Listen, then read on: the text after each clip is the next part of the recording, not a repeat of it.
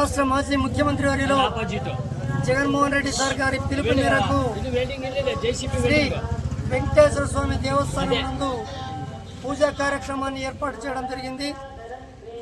దీని యొక్క ముఖ్య ఉద్దేశము ఈరోజు కోట్లాది మంది భక్తుల భావాలను దెబ్బతీసే విధంగా ప్రస్తుతం ఉన్నటువంటి టీటీడీ చైర్మన్ బిఆర్ నాయుడు గారు ప్రవర్తన చేయడం జరిగింది.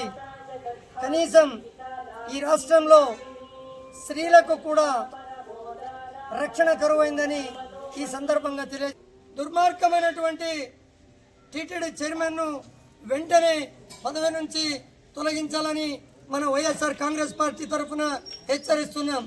ఇలాగే తిరుమల తిరుపతి దేవస్థానం యొక్క పవిత్రతను మీరు అగౌరవపరుస్తూ ఉంటే మేము వైఎస్ఆర్ కాంగ్రెస్ పార్టీ నాయకులు కావాలి, రాష్ట్ర నాయకులు అయినా సరే చూస్తూ ఊరుకోమని హెచ్చరిస్తున్నాము. ఇదే విధంగా కొనసాగితే మన వైఎస్ఆర్ పార్టీ తరఫున ధర్నా చేసి వారిని గద్దె నుంచి దించేంత వరకు పార్టీ పోరాటం చేస్తుందని హెచ్చరిస్తున్నాను.